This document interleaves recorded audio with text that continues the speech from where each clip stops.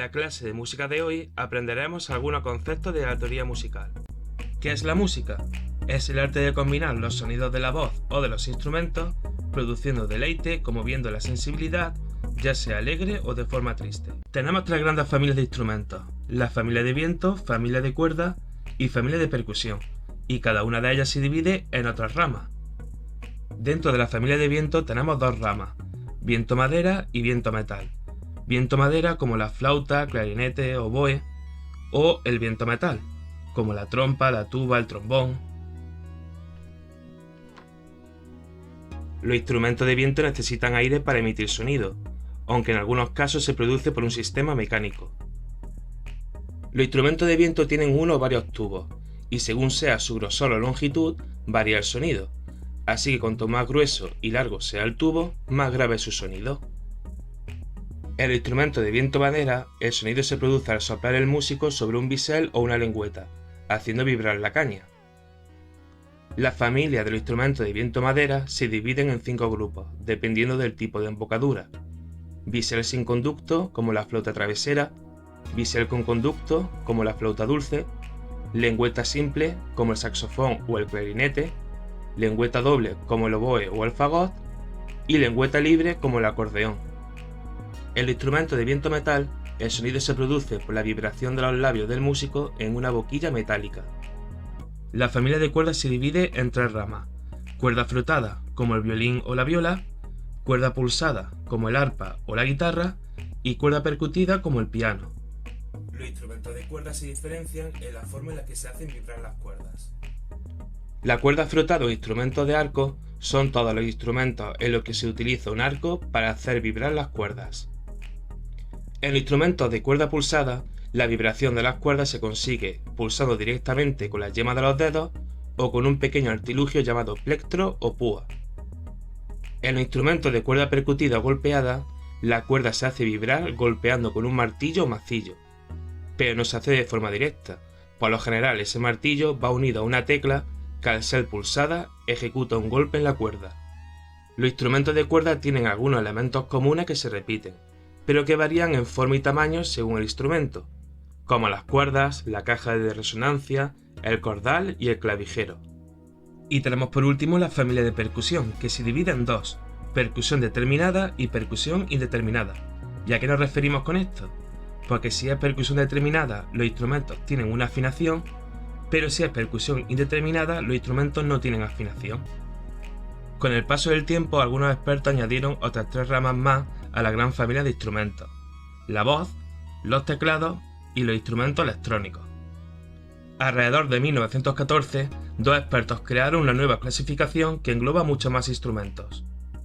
La clasificación que crearon se divide en cordófonos, electrófonos, membranófonos, aerófonos e idiófonos. Lo primero que aprenderemos del pentagrama es que son 5 líneas rectas paralelas entre sí, y que si queremos contarlas, hay que contarlas desde abajo hacia arriba. 1, 2, 3, 4 y 5. Además de esas 5 líneas, también tiene 4 espacios. 1, 2, 3 y 4. Al pentagrama también se le suele llamar pauta, pero nosotros seguiremos llamándole pentagrama porque es lo que más se suele usar. Por sí solas las 5 líneas no valen para nada, hasta que nos dibujemos la clave que nos dirá la posición de las notas. Pero bueno, más adelante veremos los tipos diferentes de claves. Además, también tenemos que saber que cuanto más bajas estén las notas, más graves son, y cuanto más altas, más agudas. Aunque por norma general el pentagrama está compuesto de 5 líneas, siempre que se necesiten poner notas más agudas o más graves, se pueden añadir más líneas. Si aquí quisiéramos poner notas más agudas, podríamos poner tantas como nos hicieran falta. Y si necesitáramos hacer notas más graves, pues lo mismo también abajo.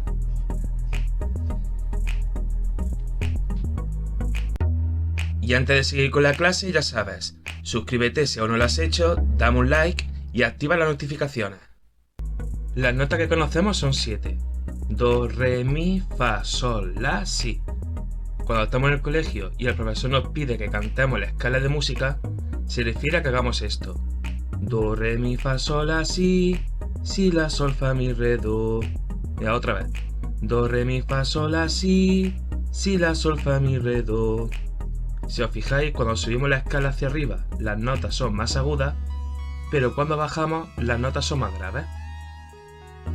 Estas son las 7 notas que están dentro de una octava.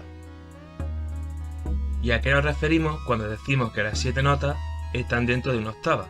Si nos fijamos en el teclado de un piano, por ejemplo, las 7 notas están entre este do y este do. Por eso las 7 notas están dentro de una octava. También tenemos otras notas que son las notas negras, que están por encima de las blancas. A estas notas se llaman notas alteradas, y son dos: O sostenido, que se dibuja con este símbolo, O bemol, que se dibuja con este. Las notas musicales tienen una duración determinada y se escriben con unos símbolos especiales. Pasaremos a definir estas duraciones, veremos cómo se escriben, aunque más bien veremos cómo se dibujan y qué partes forman este dibujo de cada duración de las notas. Tenemos la redonda, la blanca, la negra, la corchea, la semicorchea, la fusa y la semifusa. La redonda es la nota con mayor duración en la música, mide 4 tiempos. La blanca es la mitad de la duración de la redonda, mide 2 tiempos. Sabiendo esto podemos decir que 2 blancas equivalen a una redonda. La negra mide 1 tiempo y equivale a 1/4 de la redonda, por lo tanto una redonda son 4 negras. La corchea mide medio tiempo y equivale a 2 negras. La semicorchea mide 1/4 de tiempo, así que 2 semicorcheas equivalen a 1 corchea. La fusa mide 1/8 de tiempo.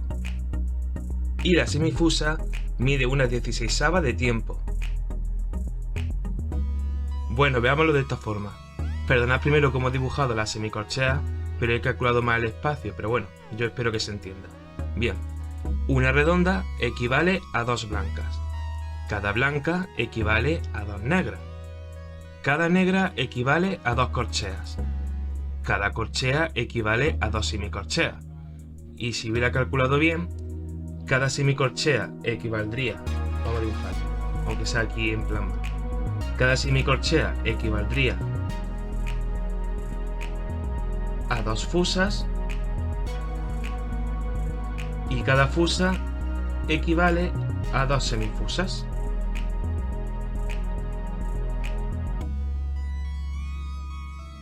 Espero que se haya entendido. Las notas musicales se componen de varias partes dependiendo de cuál sea. La redonda solo se compone de cabeza o núcleo. La blanca de cabeza y plica. La negra, cabeza y plica, pero la cabeza es negra. La corchea de cabeza, plica y un corchete. Semicorchea, cabeza, plica y 2 corchetes. Fusa, cabeza, plica y 3 corchetes. Y semifusa, cabeza, plica y 4 corchetes. Estas son las notas que más se usan. Hay algunas más, pero estas son las más comunes. Vamos a volver a repasarlas. Redonda, blanca, negra, corchea, semicorchea, fusa y semifusa. Aparte de la duración de las notas, también hay otra parte muy importante que son los silencios, que se paran en pausa las notas musicales. La manera que tenemos de dibujar los silencios es así. Cada nota tiene su silencio. Silencio de redonda, silencio de blanca, silencio de negra, silencio de corchea, silencio de semicorchea, silencio de fusa y silencio de semifusa. También debemos saber que los silencios de redonda y de blanca se dibujan en un lugar determinado del pentagrama. El silencio de redonda se dibuja por debajo de la 4ª línea del pentagrama, mientras que el silencio de blanca se dibuja por encima de la 3ª línea del pentagrama. Y bueno, ya hemos aprendido las notas, los silencios, sabemos cómo nombrarlos y cómo dibujarlos, pero ahora lo que nos hace falta, y es lo muy importante, es saber cómo posicionar esas notas. Y para ello usamos las claves. ¿Y qué son las claves? Las claves las ponemos al principio del pentagrama para que nos indiquen la altura de las notas. Una de las cosas principales que debemos saber de las claves es que siempre se colocan al inicio del pentagrama, y cada una de las claves se coloca en una parte diferente. Por ejemplo, la clave de sol se coloca siempre en la 2ª línea. Si empecé desde aquí, y se hace el símbolo. Luego la clave de Fa se coloca en la cuarta línea. 1, 2, 3, 4. En la cuarta línea. Y luego la clave de Do se coloca siempre en la tercera. 1, 2, 3. Hacemos la parte más ancha, la parte más fina, y luego aquí en la tercera línea es donde se coloca. Así que la clave de Sol en la segunda línea, clave de Fa cuarta línea y clave de Do tercera línea.